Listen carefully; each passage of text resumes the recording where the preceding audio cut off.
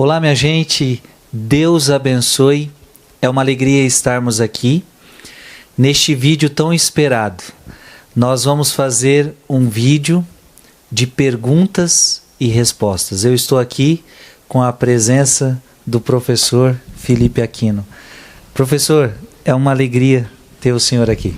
Ô Frei, para mim é uma alegria igual de poder estar aqui, poder conversar sobre as coisas da nossa fé, poder ajudar o povo a tirar suas dúvidas. Amém. Eu já disse isso algumas vezes, mas este homem aqui me ajudou muito a conhecer a fé católica. A partir dos meus 15 anos de idade, eu comecei a devorar os livros deste homem, porque ele escreve o conteúdo da Igreja Católica de uma maneira muito simples, muito direta, objetiva, que a gente entende. Então eu me lembro que quando adolescente, ali querendo descobrir a fé católica, eram os livros dele que eu devorava. É uma alegria tê-lo aqui. Eu abri uma caixa de perguntas num determinado e-mail e as pessoas me fizeram muitas perguntas. Eu selecionei algumas e agora a gente vai tentar responder para vocês algumas perguntas. Eu creio que esse vídeo vai ser muito interessante. Eu não sei se a gente consegue responder todas as perguntas que eu tenho aqui, mas a gente vai seguindo num bate-papo gostoso que vai, com certeza, tirar muitas dúvidas da sua fé. Professor, mais uma vez, é uma alegria ter o senhor aqui. Creio que esse vídeo vai tirar vai tirar dúvidas de muita gente, vai aumentar a fé de muitas pessoas. E eu vou fazendo perguntas para o senhor.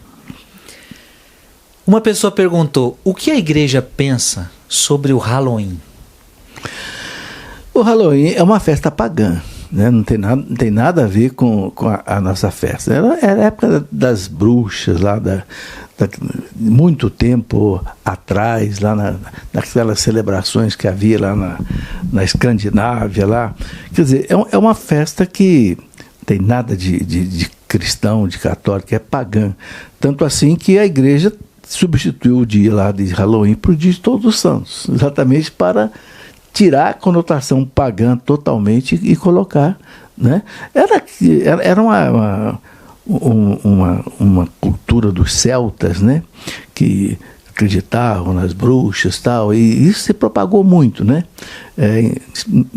Trouxeram inclusive para os Estados Unidos, né? Porque veio lá da Inglaterra, mas realmente não tem nada de católico, não tem nada de cristão, e as pessoas não devem realmente participar, porque São Paulo fala uma coisa muito interessante, né? Na primeira carta dos Coríntios, capítulo 10, quem presta um culto que não é a Deus, quem recebe é o diabo. Nossa, então forte, é muito perigoso a gente estar prestando culto a uma entidade idolátrica, porque São Tomás de Aquino tem uma obra que ele chama, até eu quero ver se eu publico essa obra pela nossa editora, já estou acertando lá com eles, a explicação do credo, exposição do credo. São Tomás de Aquino fala assim, que o demônio ele sempre quis ser adorado como Deus. Então o que ele faz? Ele esconde atrás do ídolo. Como o ídolo é uma coisa que não existe, ele recebe o culto de quem presta o culto ao ídolo. São Tomás de Aquino. Então a gente tem que tomar muito cuidado em cultuar as coisas que não são realmente divinas, porque a gente pode estar prestando, sem saber, prestando um culto até ao mal. Gente, ó, isso é muito importante, hein? O Halloween, então, você pode estar prestando culto não a Deus, né? Porque muita gente acha que é algo inocente, né? Uma festa inocente. É só para se divertir, mas tem uma realidade espiritual por trás. Eu já ouvi dizer, professor, que alguns exorcistas dizem que o Halloween é a festa de Ano Novo dos demônios. Sim. E nos Estados Unidos, já fui algumas vezes lá, e já ouvi pessoas dizendo que no Halloween é o tempo que somem muitas crianças. Ou seja, existem até cultos muito pesados acontecendo nesse dia. Então esse dia é um dia que o satanismo está em alta, né? Uhum. Ou seja, acho que ficou em poucas palavras claro. Não vale a pena, não pode, não é bom que um católico participe disso. Sabe, e é preciso dizer ainda talvez mais alguma coisa para os católicos. Hoje eu estou vendo, sabe, Frei, os católicos querendo buscar uma série de coisas que nós não precisamos. A nossa fé é tão tão rica, eu vejo gente falando aí em programação neurolinguística e constelação familiar e não sei o que mais. Nós não precisamos dessas coisas. Acaba que às vezes a pessoa se envolve numa coisa que não é muito boa sem saber, né? Eu gosto de um conselho que meu pai dava: prudência, água benta e caldo de galinha não faz mal para ninguém. Boa. Olha aí, o conselho para você. Amém. Que bom. E para terminar esse assunto, você pode dizer, mas na minha escola, na escola do meu filho, está fazendo, então ele tem que participar. Não, você não é obrigado a participar. Não é. Ninguém pode te obrigar a isso. A escola vai fazer, você vai falar, meu filho não vai para essa festa. Pronto, e acabou. Tem a liberdade, né? Obsessão de consciência, né? Objeção de consciência. Está até na Constituição isso. Exatamente. Ninguém pode ser obrigado a fazer alguma coisa contra a consciência. Outra pergunta. Uma pessoa batizada na igreja evangélica casou e separou na igreja evangélica. Então, uma pessoa evangélica batizou na igreja evangélica, casou na igreja evangélica. Ela pode casar na igreja católica? Precisa ser batizada na igreja católica? Bom, se ela veio para a igreja católica, se converteu ao catolicismo, a igreja não reconhece o casamento lá no protestantismo como sacramento. Então ela, em princípio, pode casar na igreja católica. A questão do batismo tem que ver se esse batismo foi válido lá ou não, porque o Código de Direito Canônico, ele traz numa nota lá de rodapé do padre Jesus Hortal, que é um especialista nisso, uma série de igrejas que a igreja reconhece, igreja protestante que reconhece o batismo como válido.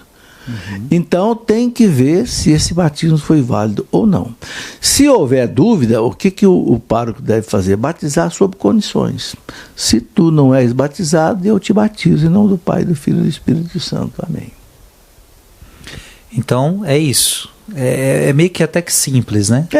Então uma coisa que é bom você deixar claro para você é que existem batismos de igrejas que não são católicas que a igreja aceita, tá?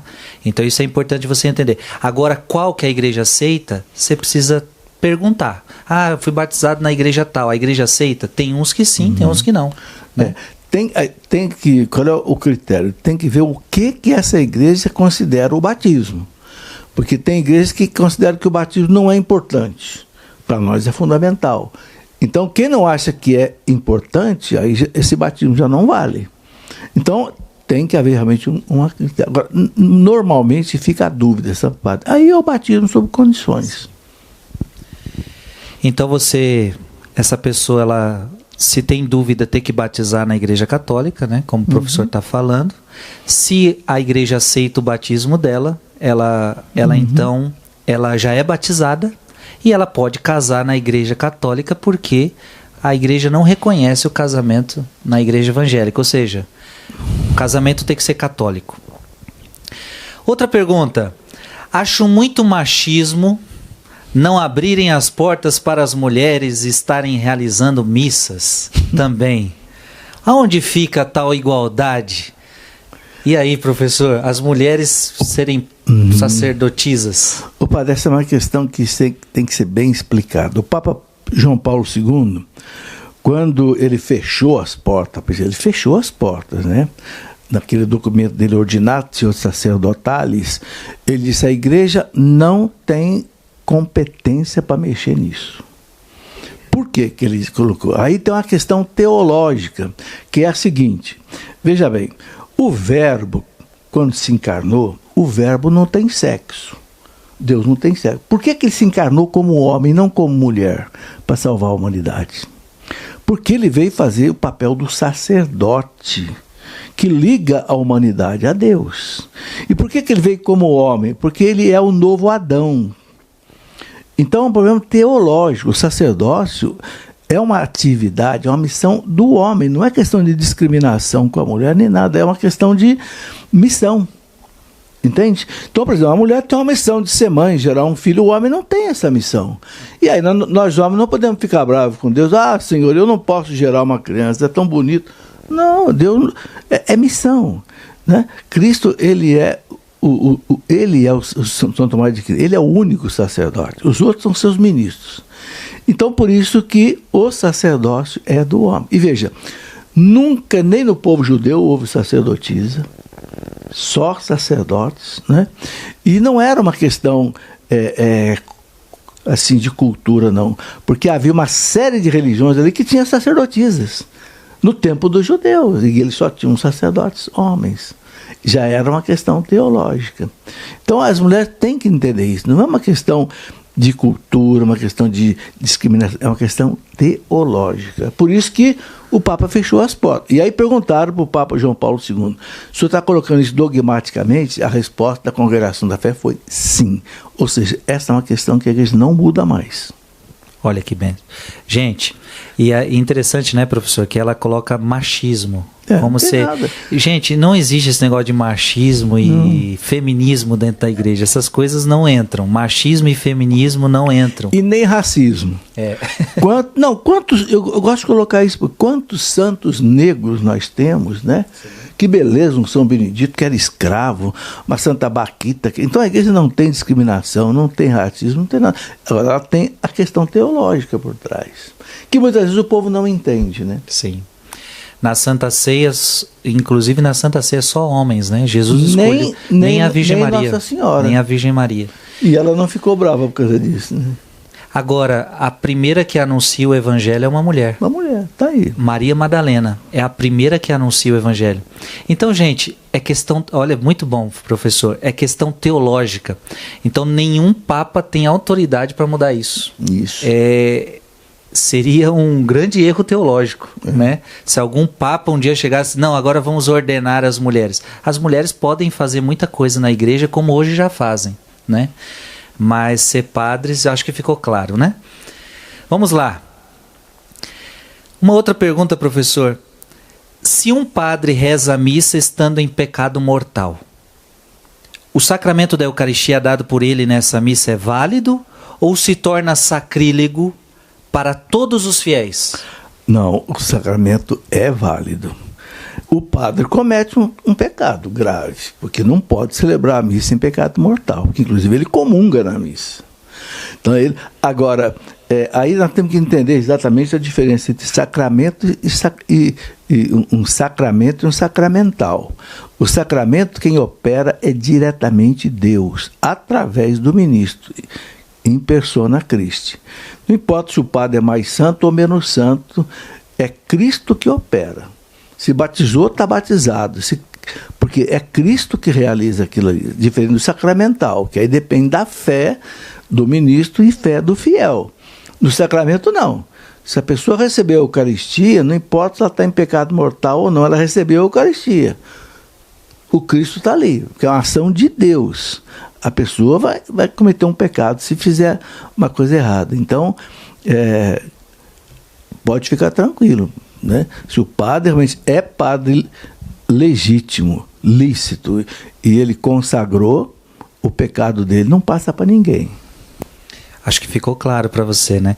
O Santo Afonso Maria de Ligório diz que quando o padre vai celebrar a missa em pecado mortal, isso é muito trágico, né, para nós padres, porque terrível, né? Ele é o sacerdote, né? Ele diz que quando o padre beija o altar, é o beijo de Judas que ele está dando. É duro, né? Então, quando o padre vai celebrar a missa em pecado mortal, ele já dá o beijo de Judas no altar, ou seja, no próprio Cristo já é um beijo de traição. Né? Então isso é muito triste. Mas que fique bem claro que por mais que o padre esteja em pecado mortal, você não tem nada a ver com isso, não passa para você, você está recebendo a Eucaristia.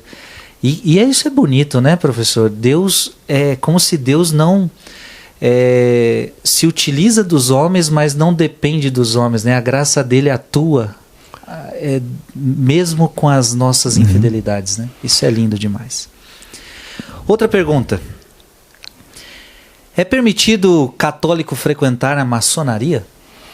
Não é, padre. Tem um documento do Papa João Paulo II de 1983, dizendo o seguinte, que o católico ele não pode se associar a uma loja maçônica sob pena de pecado grave, impedido de receber a Sagrada Eucaristia. Por que saiu esse documento em 83, porque o Código de Direito Canônico anterior, que era de 1917, ele excomungava o católico que se associasse a uma loja maçônica. Quando o Papa João Paulo II, em 1983, renovou o código, ele tirou essa excomunhão. Aí perguntaram, mas então e agora? Agora o católico pode se tornar maçom? Aí ele emitiu, a Congregação da Fé emitiu um documento aprovado por ele que não.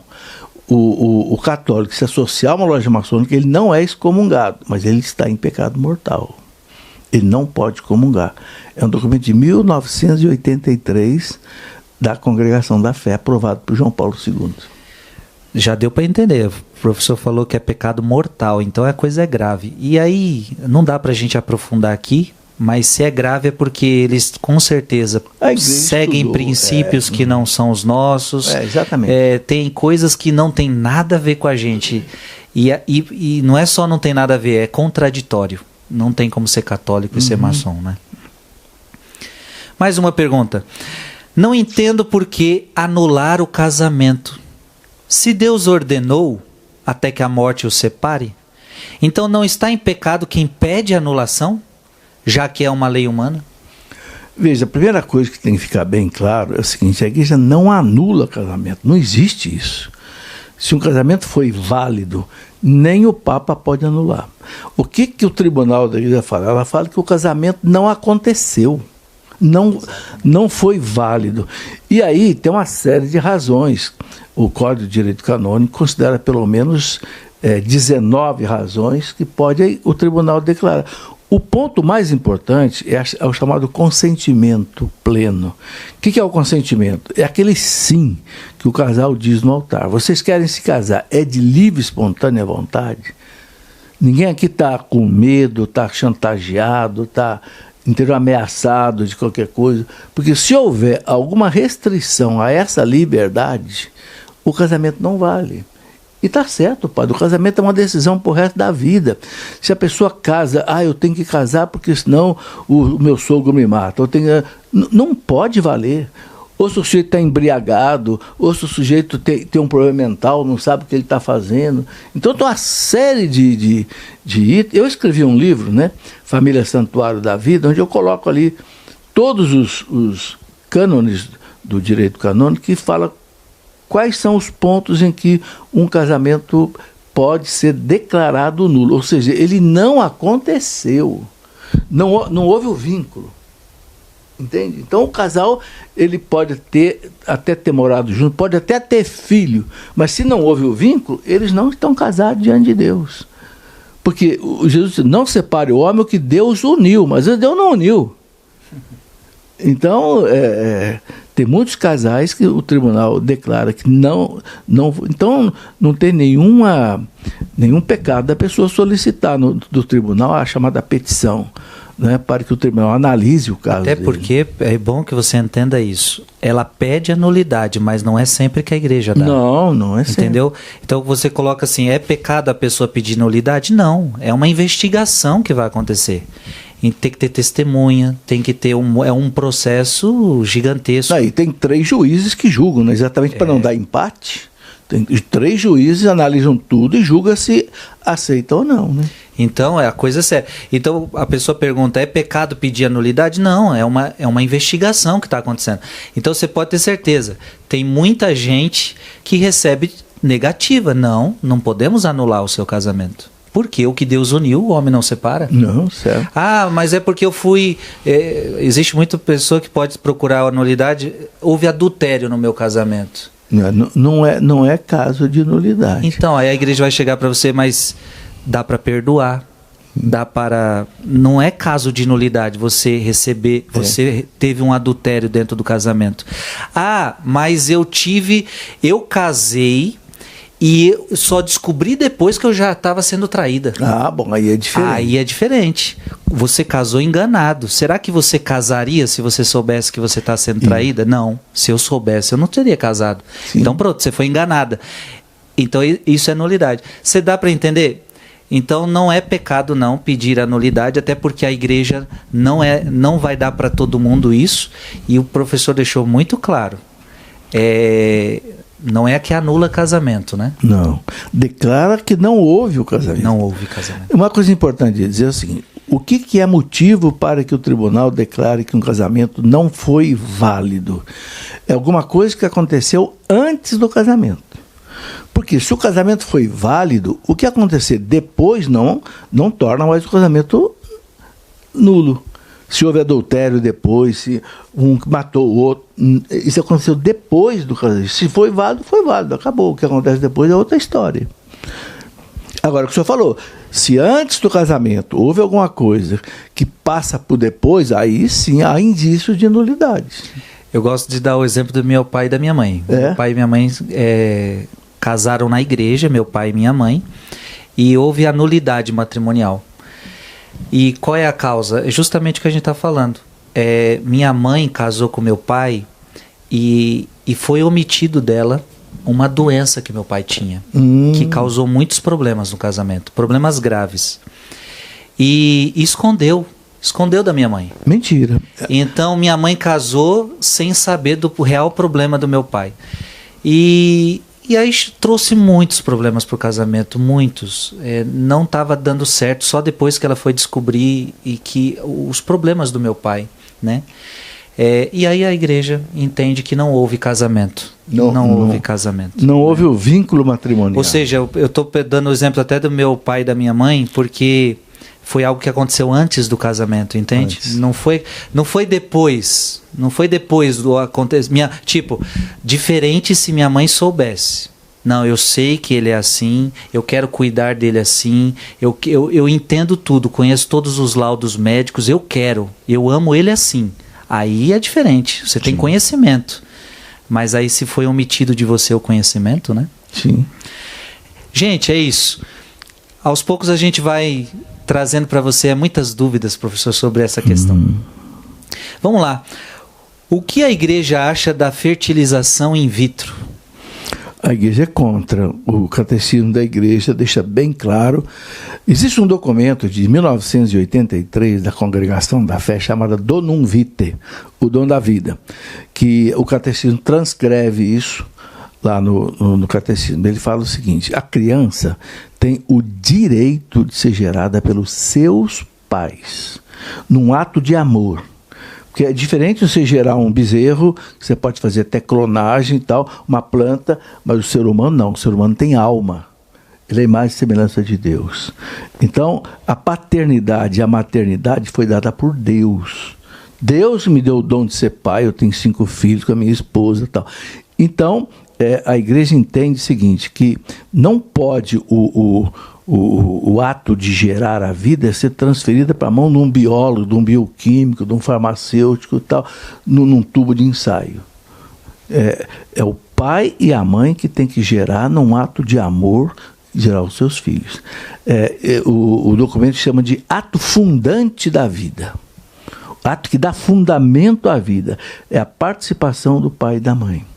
Muita gente não sabe disso, até já fez inseminação artificial. Então, quem fez sem saber, não cometeu pecado. Porque eles já falam que quando você faz uma coisa errada sem saber, não é pecado. Quando a pessoa sabe, aí é diferente, né? E outra coisa, né, padre? Isso aí também não é o ponto mais importante, mas há muito absurdo hoje por causa da inseminação artificial. Né? Hoje tem gente escolhendo, eu quero um filho de olho azul, não sei o que tal. Aí vai lá, a moça vai, às vezes escolhe um espermatozoide para fecundar um óvulo, aí escolhe lá num book lá de homens. Quer dizer, virou comércio. E caríssimo, né? Às vezes paga-se nos Estados Unidos, eu via lá $30 mil para fazer uma fecundação com um rapaz loiro, alto, do jeito que eu quero, quer dizer... Eugenia, né? Pois é, então aí, esse não é o ponto mais importante pelo qual a igreja nega, o ponto mais importante que eu já falei, mas a igreja realmente é contra. Mas eu não posso ter filho. A melhor coisa é adotar, né, professor? Sim. Adote uma criança, tanta gente sem pai, sem mãe, você pode ser... o pai ou a mãe adotivo dessa criança, né? Esse talvez seja o melhor caminho, né? A igreja sabe que é uma dor para um casal que não pode ter filho. Inclusive o catecismo, quando fala disso, diz que o casal deve unir essa dor a cruz de Cristo. Né? E é o que o senhor falou, pode partir para adoção ou pode partir para um trabalho de ajuda a tantas crianças aí em orfanatos, em coisas que precisam ter ajuda, né? Ou você também, eu também lido na linha da fé, professor, porque eu conheço muita mulher que não podia ter filho, o médico falou que não podia ter filho e teve. Depois teve, Veja Isabel, não poderia ter filhos, e teve, velha, estéril. A Virgem Maria, sem ter sexo, se você para pensar, sem ter sexo, ela teve filho. Então, o que eu vejo de mulheres que por via da fé têm filhos, não está escrito. Agora, é claro, não é a gente que vai determinar as coisas, é Deus quem dá o filho. Mas talvez a adoção seja um caminho mais ideal. Gostaria de saber, professor Felipe Aquino, sobre cremação, o corpo após a morte, se a igreja aprova. A igreja não proíbe, desde que não seja para questionar a crença na ressurreição. Se a pessoa acredita na ressurreição, haverá a ressurreição do último dia, a igreja aceita a cremação. Mas a igreja, no fundo, ela prefere o sepultamento. Mas ela não proíbe a cremação. Agora, uma coisa que, inclusive foi o Papa Francisco que normalizou isso. Aquela caixinha que o crematório entrega para a família, onde está a cinza da pessoa, essas cinzas não podem ser jogadas na terra, no ar, no vento, não. No mar? Não pode. Aquilo ali são os restos mortais da pessoa que tem que ser sepultado ou guardado. Não pode ser assim espalhado na natureza. E a pessoa também tem que acreditar na ressurreição, né? Tem que acreditar na ressurreição. Não pode cremar para acreditar numa energia que agora vai ficar vagando essa alma. Daí muita gente acredita, não, é porque morreu, acabou tudo, não tem vida eterna, não tem alma. Aí não, aí a igreja... Na verdade, aí isso que a igreja não aprova, né? Acho que ficou claro. Por que quando morremos... vamos para o purgatório? A pergunta dela é assim, que parece que a pergunta já é um pouco errada, né? Por que quando morremos, vamos para o purgatório e não para o céu diretamente ou para o inferno? Bom, graças a Deus que existe o purgatório. Por quê? Porque está lá na carta aos Hebreus, capítulo 12, versículo 14, está escrito assim: só se vê a Deus quem é santo. E eu pergunto, quem é que vai morrer santo? Perfeitamente santo. Né? Então, o que diz o parágrafo 1030 do Catecismo? Diz assim: aqueles que morrem na amizade de Deus, mas não estão perfeitamente purificados, santificados, passam por uma purificação, que a igreja dá o nome de purgatório, esse nome não tem na Bíblia, para chegar à santidade perfeita e poder entrar na comunhão com Deus. Porque Deus é santíssimo, santo, santo, santo. Então, na comunhão com Deus não pode entrar nada que não seja santo. E quem de nós, padre, vai morrer 100% santo? É difícil. É difícil. Agora, então é o seguinte, o que a igreja fala? A pessoa morreu, ela é julgada. Se rejeitou Deus radicalmente, rejeitou a graça de Deus, aí vai viver sem Deus eternamente, é o que a Bíblia chama de inferno. Se morreu perfeitamente santo, vai para o céu. Se precisa se purificar, eu acho que a maioria passa mesmo pelo purgatório, sabe, padre?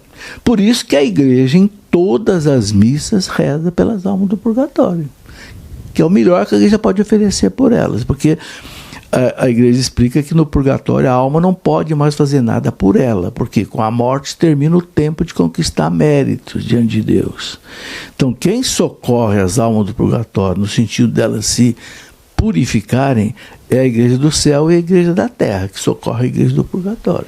Então é muito lógico, né? Para entrar no céu eu preciso ser santo. Mas como eu não consegui adquirir isso em vida, a santidade perfeita, então Deus me deu um estágio de purificação. Graças a Deus. Graças a Deus. O purgatório é um estágio de purificação para eu chegar no céu. Quem está no purgatório está no céu, já pode ficar tranquilo em relação a isso. Mas é um estágio de purificação bonito, né? Por Deus. Tem uma página escrita por São Francisco de Sales, doutor da igreja, sobre o purgatório, Tem até num livro que eu gosto muito, chamado Breviário da Confiança, que ele explica em 11 frases o purgatório. Ele fala é muito mais desejável do que temível. Embora a gente saiba que ali a alma sofre. E ela sofre, o que a alma sofre no purgatório? A saudade de Deus. Porque o que os santos explicam é que quando a alma se desprende do corpo, ela tem uma sede de voltar para Deus, uma sede assim de amor. Mas ela sabe que ela não pode ir para Deus, né? Porque ela não está pura. Inclusive ele fala assim, se as portas do purgatório estivessem abertas para ela ir para o céu, ela não vai. Ela não vai, porque ela sabe que não pode ir. Interessante. Então, ela sabe que é indigna ela ir para Deus daquele jeito. Então ela quer se purificar. Então aquela dor que ela passa é uma dor assim, que tem um sentido. Entende? Então ele fala, é muito mais desejável do que sofrido. É um doutor da igreja, né? São Francisco de Sales. Maravilha. Uma pessoa pergunta aqui, por que quando morrer... Não, aqui é essa que eu já fiz. Pergunta assim, quem é o Espírito Santo? Seria uma espécie de entidade? Eu acho que a melhor resposta é uma pessoa divina, né? Pessoa com P maiúsculo. Assim como Cristo é uma pessoa divina, o Pai é uma pessoa divina, o Espírito Santo é uma pessoa divina. Né? Agora, é claro que ninguém vai entender isso, porque são 3 pessoas, mas um só Deus. É um mistério que não cabe na cabeça. Nossa cabeça é desse tamaninho e o mistério é infinito. Então, não cabe. Mas, aí eu gosto de explicar isso, né? Por que a gente sabe que existem as 3 pessoas? Porque Deus revelou. Né? No batismo de Jesus, o Pai falou, o Filho estava ali e o Espírito Santo desceu simbolicamente como uma pomba. Está ali, manifestação. Na transfiguração de Jesus, a Trindade se manifesta. O Pai fala, o Filho está ali, aquela nuvem que cobre, aí ele diz que é figura do Espírito Santo. Então, Deus revelou. Agora, não adianta Deus querer explicar para nós, que a gente não vai entender, porque não cabe na nossa cabeça. É como eu querer explicar para uma criança de 10 anos o que é física quântica. Não vai entender. Então, para que eu vou explicar? Né? Mas ele é o quê? Ele é, veja, o Pai mandou o Filho para salvar a igreja, o Filho enviou o Espírito Santo para conduzir a igreja. Então, ele é o santificador, ele é o guia da igreja, ele assiste a igreja, ele assiste a hierarquia, ele opera na liturgia. Por exemplo, quando o padre vai consagrar a hóstia, tem aquela oração chamada epiclese, ele invoca o Espírito Santo para que transforme as espécies no corpo santo. Quem é que faz a transubstanciação? É o Espírito Santo. Então é uma pessoa que São Paulo fala, não contristeis o Espírito Santo, ou seja, ele fica triste. É uma pessoa que sente, se alegra, né? Ficou claro, né? O Espírito Santo é Deus. Então não tem nada a ver com energia, com entidade, com essas coisas aí. É Deus. É Deus. Então você pode falar com o Espírito Santo, você está falando com Deus. Pai, Filho e Espírito Santo, um só Deus. Tá sendo muito bom, né, gente? Eu tô amando aqui esse bate-papo, tô amando esse perguntas e respostas. Olha, quem me conhece sabe que eu não edito vídeos, eu aqui é tudo direto e reto. Eu tô em obra aqui, já tô vendo que tem um barulho aqui, eu vou pedir para parar, professor, mas não vamos parar esse vídeo não, o senhor vai explicando a próxima pergunta e eu vou pedir para parar esse barulhinho que tá atrapalhando a gente. Mas veja, a próxima pergunta é interessante. Se o casal tem filhos, 2 filhos, e os mesmos já são de certa idade, acima de 40 anos, o marido pode fazer vasectomia? Então ele já tem 2 filhos... E os 2 filhos já têm 40 anos. Não, o casal já tem 40 anos. O casal já tem temos 40 anos, podemos fechar, podemos fechar com a vasectomia? Bom, a igreja não aprova, né? Por que a igreja não aprova nem vasectomia e nem laqueadura? Porque a igreja considera que é uma mutilação no corpo humano, né? Então, você não pode cortar um braço à toa. Você pode cortar um braço se houver uma gangrena. Aí pode cortar. Ou algum, né? Eu tenho uma nora que teve que tirar um braço porque deu um câncer muito feio. Se não tirasse o braço, ela podia morrer. Mas tirar um órgão do corpo, especialmente aquele que é o transmissor da vida, a igreja considera uma mutilação muito grave. Então a igreja não concorda que se faça. Minha gente, esse é um assunto pesado para muita gente, mas não pode. A igreja não aprova, ela não pode. Não, se o casal precisa controlar a natalidade, a igreja considera, tem um método natural, o método Billings, que funciona, né, padre? Acontece que as pessoas não aprendem direito a usar, porque se aprender direito, funciona. Entendeu? Tem métodos naturais para as coisas andarem melhor. Né? O método da ovulação. Outra pergunta. Gostaria de saber em que consiste o pecado contra o Espírito Santo. Na Bíblia diz que só há um pecado que Deus não perdoa. É o pecado contra o Espírito Santo. Meu Deus do céu, que pecado é esse, professor? O pecado do Espírito Santo não é um pecado como os outros. Matar, roubar, prostituir, adulterar. Não. O pecado contra o Espírito Santo é o endurecimento do coração. É o que o catecismo explica. Ou seja, a pessoa não se arrepende. Ela não quer se arrepender. Ela sabe que ela está errada. Deus oferece o perdão para quem se arrepende, mas ela não quer se arrepender. Então, acabou. Não é que falta misericórdia a Deus, falta abertura à graça de Deus. Uma coisa muito bonita, padre, eu acho isso maravilhoso, está no Catecismo, parágrafo 948.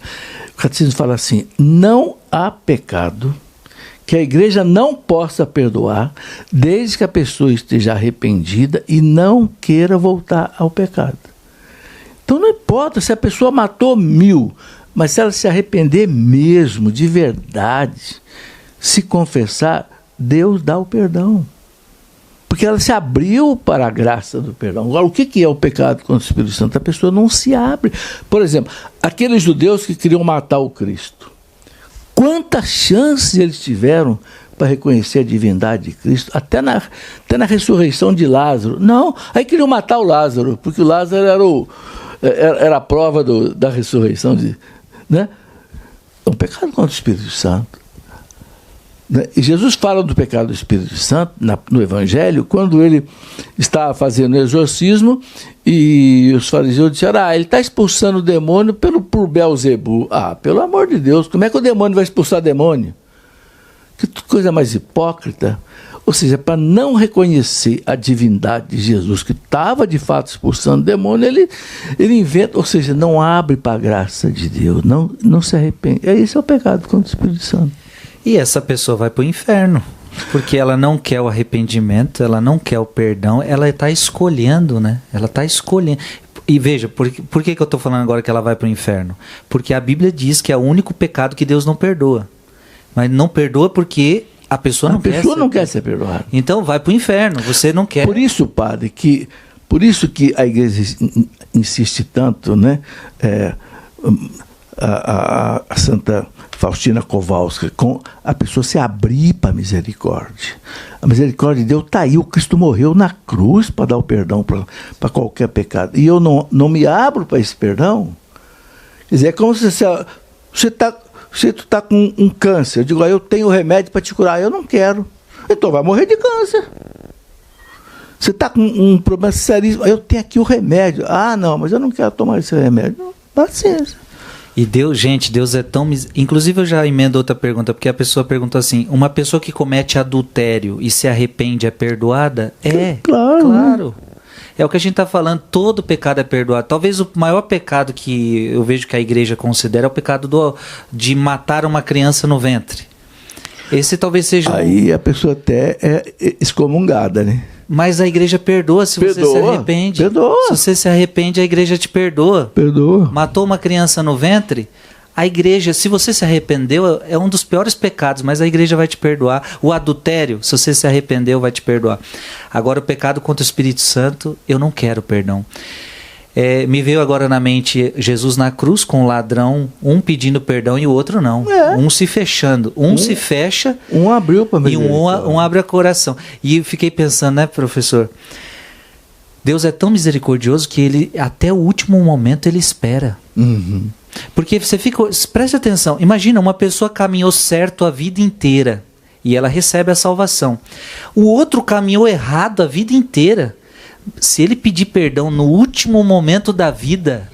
Ele pode se salvar. Ele vai se salvar. Olha como Deus é bom.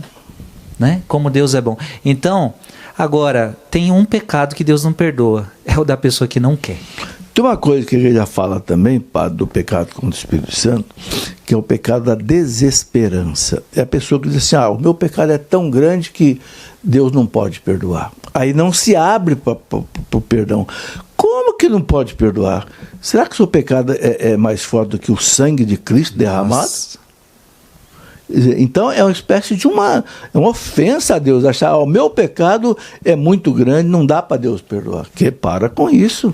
Eu vi um testemunho de um ex-satanista, Zacarias, eu acho que é o nome dele, e ele dizia que um satanista de alta patente, ele tem que assinar um documento de sangue dizendo o seguinte: Jesus Cristo morreu na cruz por todos, menos por mim. Exatamente. Exclui a misericórdia. E aí quando ele se converte, ele entende que aquele documento não valia nada, porque o documento que valia, o que Cristo, o documento que havia contra nós foi rasgado na cruz. Então ele assume e fala, não, cara, claro que Cristo pode me perdoar. Então ele se converte. Então, ou seja, sempre confiar na misericórdia de Deus. Acho que ficou claro, né? Boa pergunta. A próxima pergunta. Uma criança foi batizada primeiro na Umbanda, depois no catolicismo.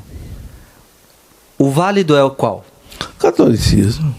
A igreja não reconhece o batismo de Umbanda, nem sei como é isso, né? A Umbanda não é cristã, não acredita em Cristo como Deus. Então não tem batismo válido. Então o que vale é o batismo da Igreja Católica. Veja bem, a igreja, que nem a gente falou antes, né, professor? A igreja aceita alguns batismos de algumas igrejas evangélicas, mas... São cristãs, né? São cristãs, acreditam em Cristo. E veja, é preciso que a pessoa que batizou diga, eu te batizo em nome do Pai, do Filho e do Espírito Santo, água, tal. Tem que usar a fórmula e a água. Tem que usar a fórmula igual a igreja faz. Agora, tem coisas que não tem nada a ver, né? Como é que é um batismo na Umbanda? Como é que é um batismo em outro... Não, e outra coisa, nem que cumpra algum ritual, eles não acreditam no que significa o batismo. O batismo significa o quê? A criança ali, ela morre com o Cristo e ressuscita com o Cristo. É o mistério da redenção que é aplicado. Se a pessoa não acredita nisso, não tem batismo. Uma pergunta interessante aqui. Tenho 6 anos de namoro. 6 anos de namoro. É pecado ter relação sexual? Já tem 6 anos de namoro. Mas não tem dúvida que é pecado. Não pecar contra a castidade. A igreja deixa bem claro, a vida sexual é só no casamento. Nem antes e nem fora. Nem antes que é fornicação e nem fora que é adultério. Então a vida sexual é no casamento. E é tão bonito e tão importante isso que a igreja considera que o ato sexual é o selo matrimonial. Antigamente, padre, depois que o padre celebrava o casamento, o matrimônio na igreja, ele ia à casa do casal e benzia a cama. Porque ali o matrimônio ia ser consumado. Veja como é que a igreja é a favor do sexo. Desde que esteja no lugar certo. Eu costumo fazer essa comparação, né? O olho é uma coisa maravilhosa. Eu acho que não tem nada mais bonito que o olho. Mas se você tirar o olho daqui e colocar ele na testa, aí vira um monstro. É o sexo. Ele é maravilhoso, no lugar certo, gera o filho, gera a união do casal, mas você tira dali, então, você cria um monstro. O que o senhor está falando é para o casal de namorado? Sim. Se aplica também a casal de noivos? Noivo, o catecismo fala claro. E parece que também, então, se aplica a quem mora junto? Sim, e não é casado. Veja, até quem mora junto, porque às vezes a pessoa acha, eu moro junto, já estou casado, e até chama meu marido, minha mulher, só que na verdade... É concubinato. É como se fosse um casal de namorados que está morando junto. Tranquilo. Né? Então isso se aplica também nesses casos. Então assim, é pecado. É pecado. e precisa que haja arrependimento e aí quem mora junto é outras complicações, né? Tem outros pormenores. É bem claro isso no catecismo. Dói, sabe, padre, que às vezes a gente encontra até padre que fala, tem amor, então, como é que é a expressão que eles usam? Amigado, né? Amigado na fé, casado é. Casado é. Nada disso, a igreja não aceita isso, não. Tem que receber o sacramento do matrimônio para ser casado. Amém. Olha, a gente fez a quaresma da igreja esse ano, né? Estamos fazendo agora a quaresma de São Miguel.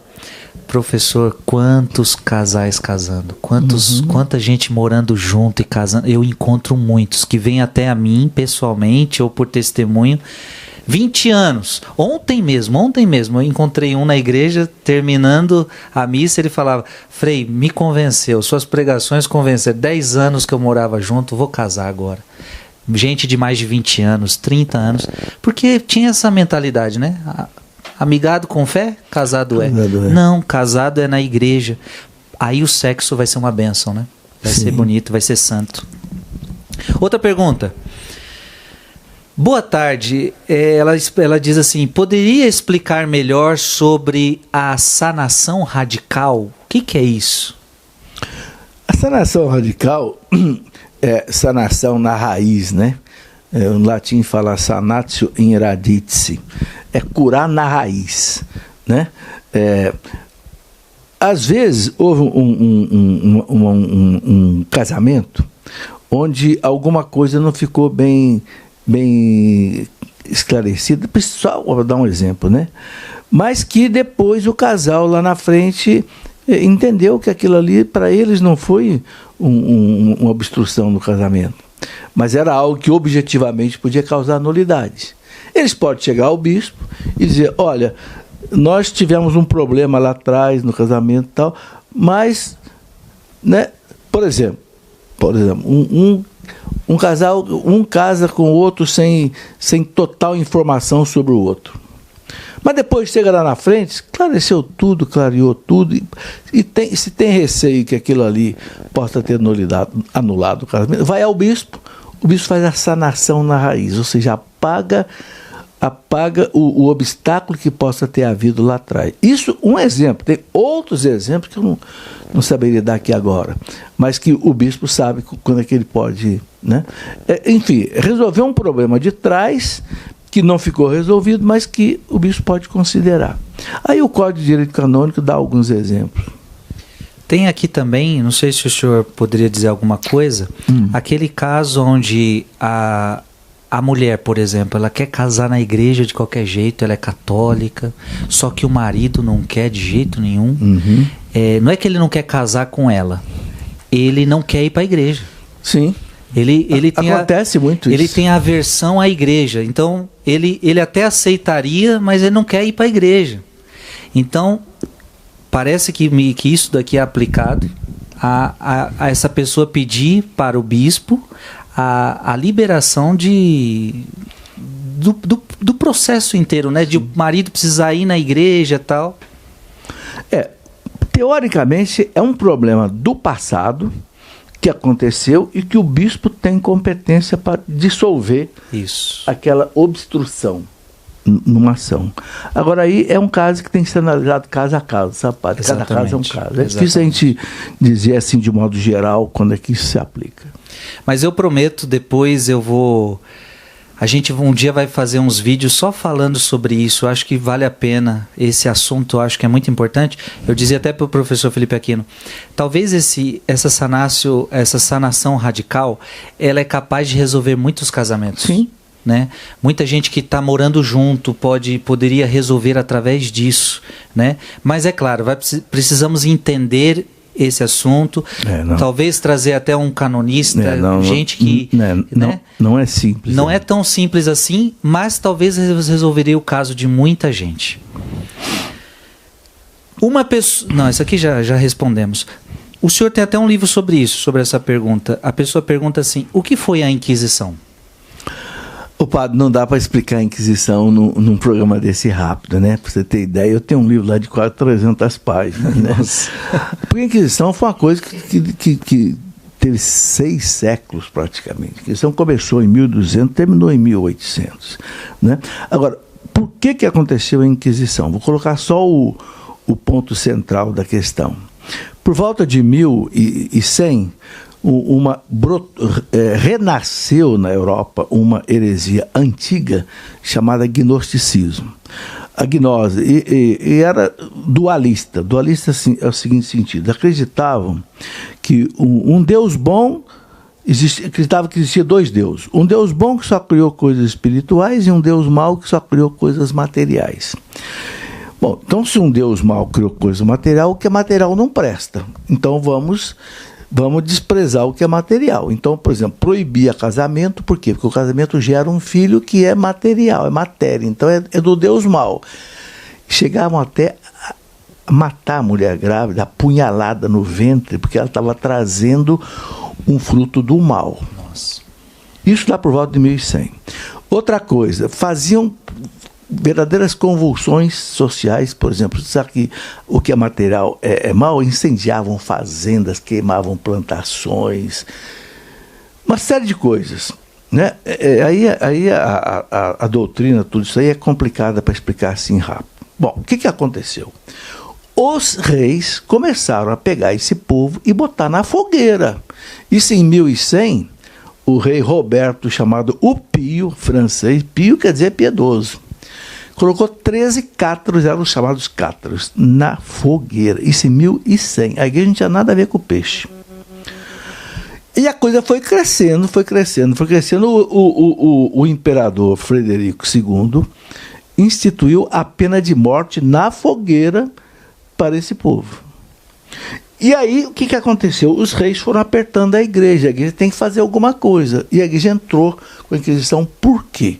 Porque eles estavam matando gente sem julgamento. Então, quando o Papa, em 1231, Papa Gregório XI instituiu, Gregório IX instituiu o Tribunal da Sagrada Inquisição. Olha esse sagrado aí, a intenção foi corretíssima. Foi fazer o quê? Peraí, gente, você é acusado dessas coisas todas, vamos julgar. E a igreja nunca colocou ninguém na fogueira. O que aconteceu é o seguinte: o Tribunal da Inquisição, que era formado por grandes teólogos, inclusive santos. São Raimundo Penhaforte foi inquisidor, São Pio V foi inquisidor, São Domingos foi inquisidor. Gente da melhor qualidade, para dizer o quê? Esse sujeito aqui, ele é herege ou não, e ele recebeu todas as chances para deixar isso. É herege. Quando a igreja dizia herege, o que acontecia? A igreja estava ligada com o Estado. Aí o braço secular, ou seja, o Estado, condenava a pessoa à morte. Por quê? Porque o rei, não a igreja, já tinha definido a coisa como o crime de heresia era considerado crime também civil. E a pessoa era punida. Entende? Agora, claro, a igreja o tribunal sabia que se condenasse alguém como herege, o braço condenar a morte, a igreja sabia. Mas ela não tinha como dizer que o sujeito não era herege. E outra coisa nós temos que entender, no contexto da época, não podemos querer entender a Inquisição na mentalidade, nós temos que descer lá no contexto de 1200 e pouco. Para se ter ideia, São Tomás de Aquino dizia: é lícito a pena de morte do herege? São Tomás de Aquino dizia: é. Por que ele dizia que é? Olha a mentalidade da época. Se quem falsifica a moeda do rei vai para a forca, aquele que falsifica a fé, que leva a pessoa para o inferno, o pecado é mais grave ainda. Claro que isso não vale mais. Mas então a gente tem que entender as coisas no contexto da época. Isso é problema de cruzada, problema de Inquisição, problema de Galileu Galilei, problema de Savonarola, de Giordano Bruno, né? Esse livro que eu escrevi para entender a Inquisição, eu analiso tudo isso, mas a gente tem que voltar na cultura da época, senão a gente começa uma série de injustiça. Muito interessante, professor. Muito obrigado, porque talvez seja a dúvida de muita gente. Agora, isso que eu estou colocando aqui é muito pouco, né? Sim. Quem quiser entender isso, eu escrevi um livro que eu pesquisei 10 anos e muitas fontes boas para entender a Inquisição. Inclusive, padre, quero colocar aqui uma coisa muito importante. O Papa João Paulo II, ele queria pedir perdão ao mundo pelos pecados dos filhos da igreja, não da igreja, dos filhos, no ano 2000. Então, em 1997, ele fez um simpósio sobre Inquisição no Vaticano, onde ele convidou os 30 maiores historiadores entendidos de Inquisição no mundo, independente de religião, de raça, de país, tinha até muçulmano. E eles fizeram 30 conferências e o Vaticano publicou um documento Le Inquisitione em italiano, 780 páginas. Eu comprei lá em Roma. Foi publicado na língua original de cada historiador. Eu tive que traduzir tudo isso, tinha francês, inglês, em português, tinha espanhol, né? Com base nesse, eu escrevi muita coisa do meu livro. Claro que eu usei outras fontes. É o melhor documento que existe sobre Inquisição. Esse documento, infelizmente, não foi traduzido ainda em português. Eu tenho ele no original, né? E olha, e outra coisa, foi feito aqui na Universidade La Sapienza da Itália. Quem coordenou foi o reitor da Universidade La Sapienza, que não é uma universidade católica, é uma universidade estadual italiana. É completamente, padre, do que a gente escuta hoje falar, não, porque a igreja matou milhões de bruxos. Para com isso. Pura lenda, entende?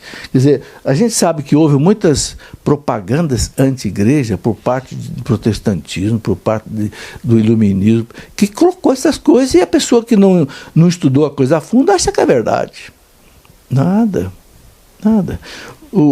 Só para encerrar, o maior historiador da igreja, Daniel Ruppes, que escreveu a história da igreja em 10 volumes, ele disse o seguinte: se a igreja não tivesse feito a Inquisição, ela podia acabar. Porque o outro lado criou uma anti-igreja para destruir a igreja verdadeira. Então, no contexto todo da época, a gente entende, né? Por que santos e beatos participaram da coisa. Quer ver uma coisa interessante, padre? Deixa eu ler as obras de São Francisco. Santa Teresa d'Ávila, eles viveram no tempo da Inquisição. Sim. Você não acha uma palavra contra a Inquisição. Verdade. Nem São Domingos, que é de 1100, 1000 e pouco, nem São Francisco, que é de 1200 e pouco. Você não acha. Santo Antônio, não acha. É interessante, entendeu? Porque no contexto da época, eles entendiam que era uma coisa que precisava acontecer. Houve erro. Mas é um erro que você não pode analisar com a moral de hoje, com a psicologia de hoje. É igual hoje. A nossa igreja tem erros? Tem, mas não é o erro da igreja, é o erro de pessoas da igreja. Então, todas as épocas a igreja teve erros, todas as épocas, mas não a igreja, né? Os filhos da igreja, né? Uhum. Professor, muito bom. Acho que foi em pouco tempo, mas deu para esclarecer a gente, porque não é na faculdade que eu acho que a gente vai aprender isso. Os jovens não aprendem isso na faculdade, né? Então, muito bom, muito bom. Gente, a gente está já quase chegando ao fim, né? Já estamos aqui falando quase 1 hora e está sendo muito bom esse diálogo. Eu tinha muitas perguntas para fazer para o professor. Eu vou tentar ver as mais interessantes aqui, para a gente já ir terminando. Uma pergunta, a pessoa pergunta algo que é muito comum, muita dúvida de muita gente. O que a igreja tem a dizer sobre tatuagem? E se a tatuagem for cristã, pode fazer tatuagem? Então, lá no Antigo Testamento, no livro do Levítico, a gente encontra uma proibição a fazer incisões na pele, que o pessoal interpreta como tatuagem. Mas, na verdade, o que eram essas incisões na pele? Era um culto idolátrico, culto àqueles deuses Baal, Aserás, Moloque, etc. Claro que isso é terminantemente proibido, porque idolatria é proibida. Mas uma tatuagem de um santo, de Nossa Senhora, a igreja diga não faça. Por quê? Porque a medicina fala para não fazer. E nas coisas de medicina, a igreja não opina, ela segue a medicina. Entendeu? A igreja aprendeu o seguinte: não é minha praia. Não é minha praia, eu não vou dar palpite. Agora, se for perguntar para qualquer dermatologista, eu devo fazer uma tatuagem, ele vai dizer não. Por quê? Porque estraga a pele. Então a igreja fala, então a igreja também acha que não. Entendeu? Porque todo mundo sabe que a tatuagem é difícil para tirar depois, você precisa se arrepender, é caro e é doloroso, é um processo que tem que ser feito com laser. E outra coisa, padre, você entrar no site do Ministério da Saúde, a pessoa que fez uma tatuagem tem que ficar 1 ano sem poder doar sangue. Por quê? Por causa de contaminação. Então, por essas razões, a igreja fala que nem uma tatuagem de santo não deve ser feita. Porque o corpo, agora é um lado também religioso nosso. O corpo humano é templo do Espírito Santo, não é um outdoor. A gente não pode pregar um adesivo numa Ferrari, é proibido. Eu posso pregar um adesivo no corpo humano? Essas coisas que fazem pensar, né?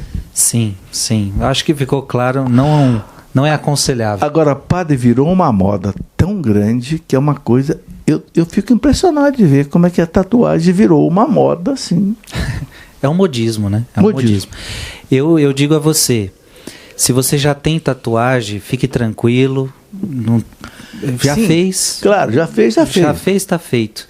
Agora, se você quer um conselho meu, e o Felipe Aquino também está falando a mesma coisa, não faça. É um conselho. Não faça. Mais do que ser pecado ou não ser pecado, estraga a pele. Sim. Isso é a medicina que fala, não é nem a religião. Sim. Então é um conselho. Se eu puder aconselhar um jovem que vem me pedir, alguém que vem me pedir, eu vou dizer, não faça. É o meu conselho, né? Eu creio que o professor também está falando isso. Vamos ver aqui. Gostaria de saber qual a posição da igreja em relação à abertura da vida para um casal com 4 filhos. Então, eu creio que a pergunta dela, já tenho 4 filhos, já dá para fechar? Padre, esse é um dos assuntos que eu acho mais difícil na pastoral familiar. Casais que às vezes... Então, o que a igreja fala? A igreja ensina paternidade responsável. O que quer dizer paternidade? A igreja fala, o casal deve ter todos os filhos que puder criar bem, com tranquilidade.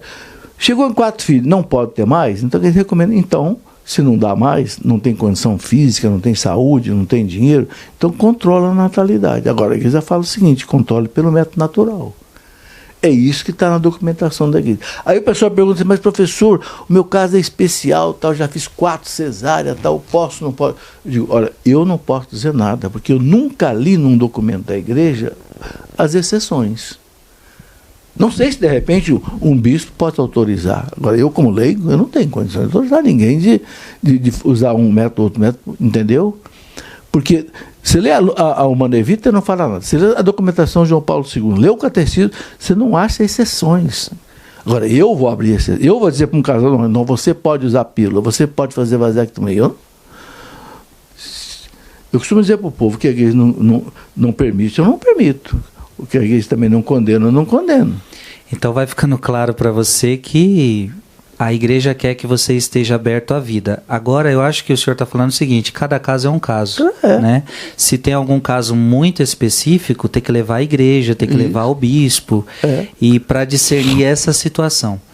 Agora, a chave de tudo é que tem que estar aberto à vida, né? Sempre. O senhor já respondeu uma pergunta lá atrás, não pode fechar a vida com operações, né? A igreja não aprova o uso de anticoncepcionais, o uso de todas essas coisas.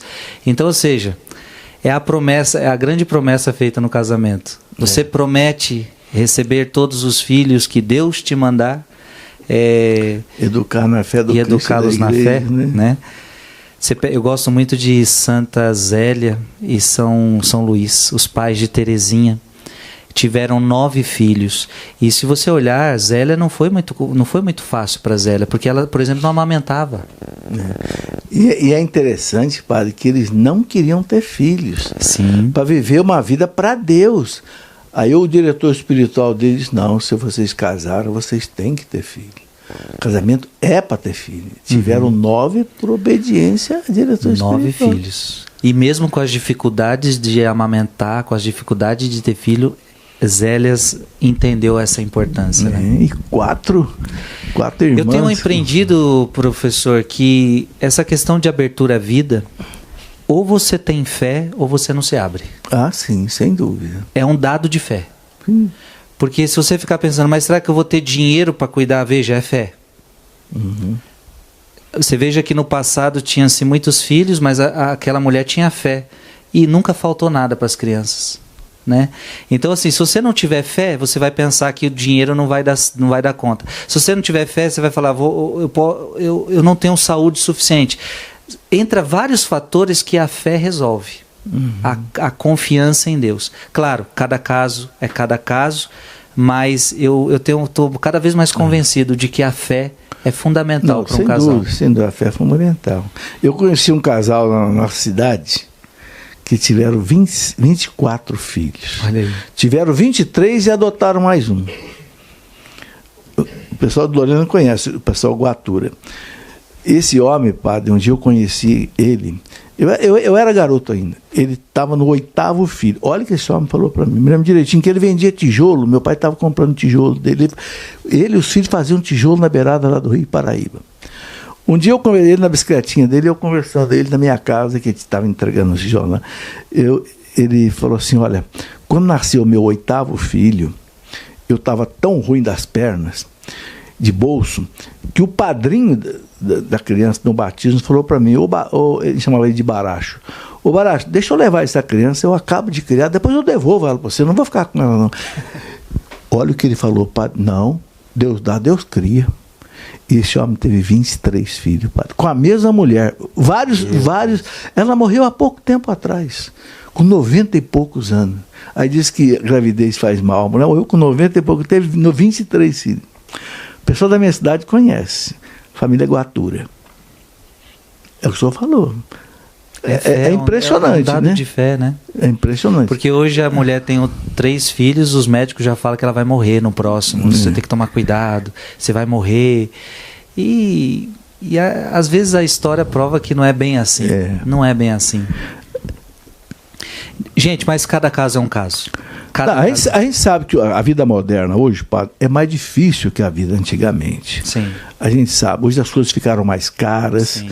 Antigamente era tudo, meu pai teve 9 filhos, né? Já a minha geração, eu e meus 9 irmãos, chegamos no máximo em 5. Então a vida ficou mais difícil. Não há dúvida sobre isso, a escola ficou mais cara, tudo ficou mais caro.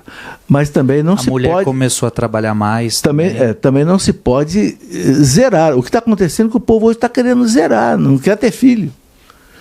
O mundo está entrando numa implosão demográfica. Os países da Europa estão desesperados porque não nasce criança.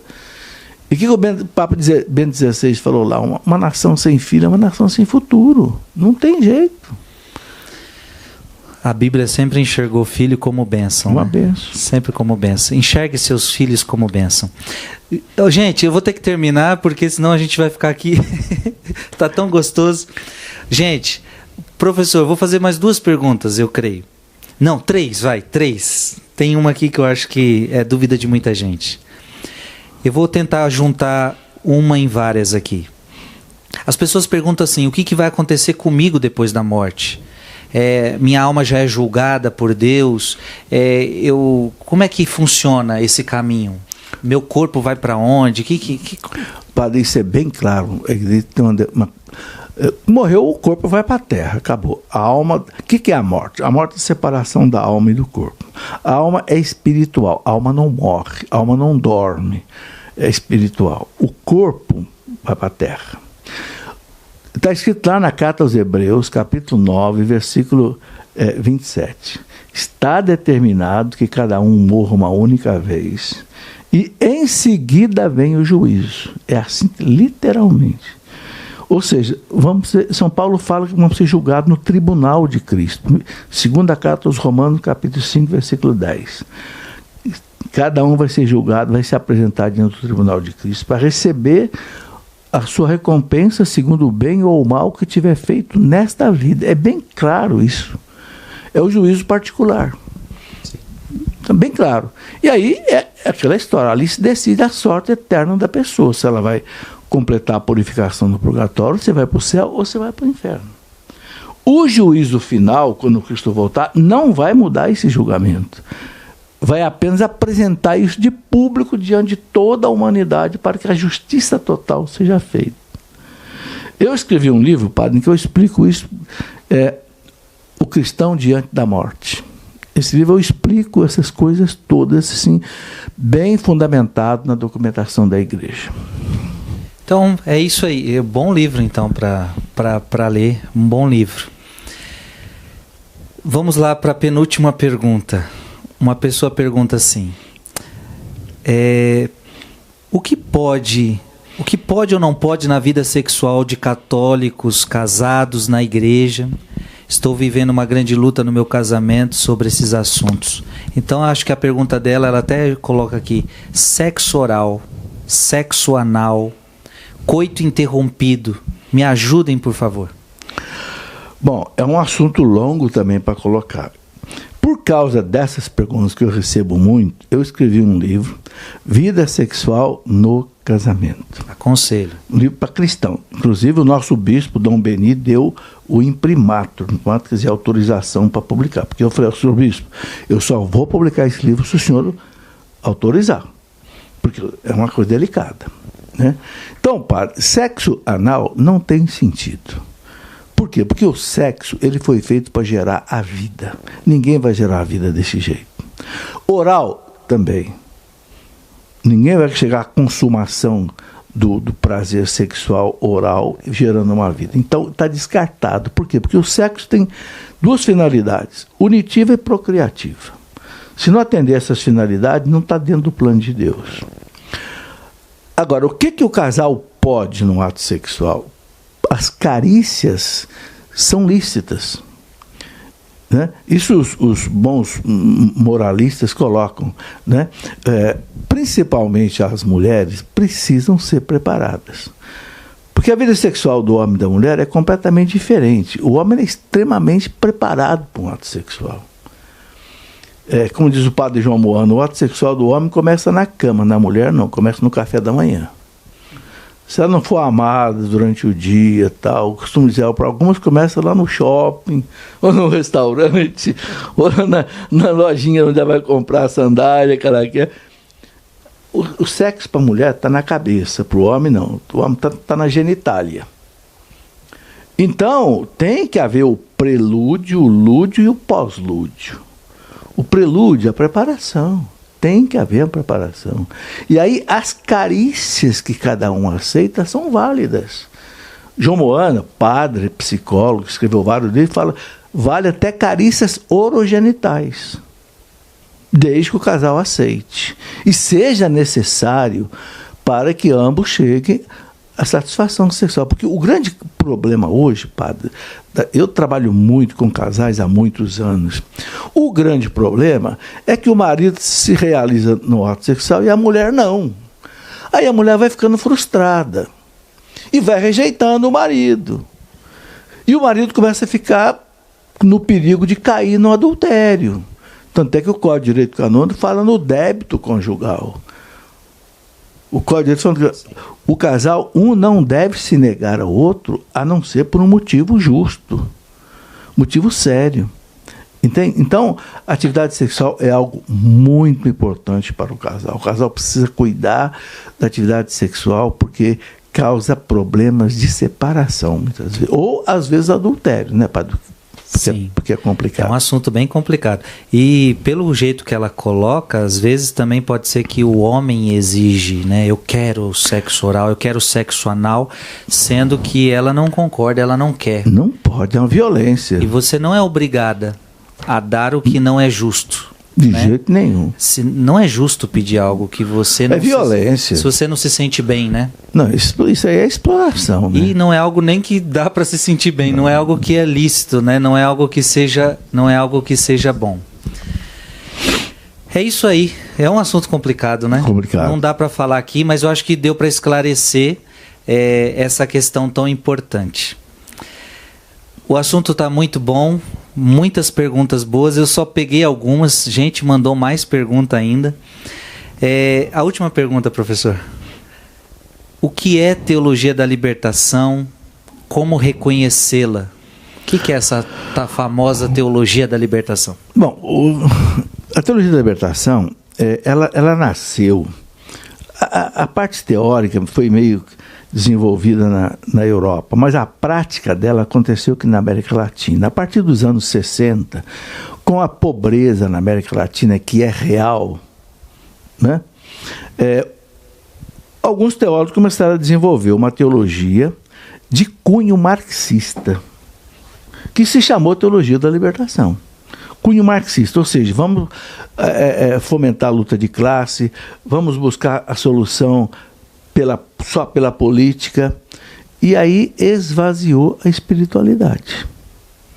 Bom, eu escrevi um livro que eu não coloquei uma palavra minha, eu simplesmente compilei uma série de artigos, onde o primeiro é do Papa Bento XVI, que ele escreveu em 1985. E o título foi esse: Eu vos explico o que é a teologia da libertação. Essa de índole marxista. Padre, ele fala o seguinte: é a pior heresia que já aconteceu na igreja. Ele fala singular. Por que ele fala isso? Porque enquanto as outras heresias atacavam um ponto da fé, o Cristo não é Deus, o Espírito Santo não é Deus, a teologia da libertação, ele fala, revira o cristianismo no avesso inteirinho. Ele cria um cristianismo falso. Por quê?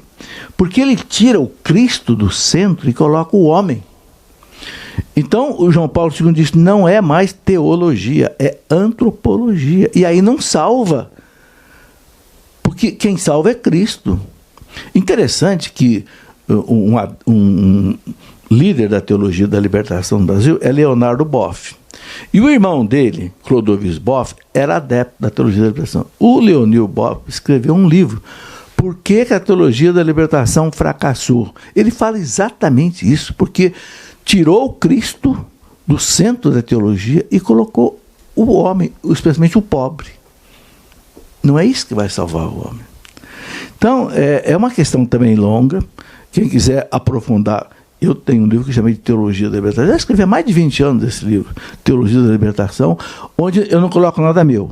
São palestras de cardeais, né, bispos que desenvolveram esse assunto. Então vem com uma máscara de que está ajudando os pobres, aquela coisa toda, mas vai perdendo toda a essência. Mas vem com o veneno marxista, que é a luta de classe, jogar, né, esse negócio de invadir terra, invadir propriedade. A igreja não aceita isso. João Paulo II, quando esteve no Brasil, falou várias vezes aqui para os bispos do Brasil, a igreja não pode incentivar, fomentar a invasão de terra e de propriedades alheias.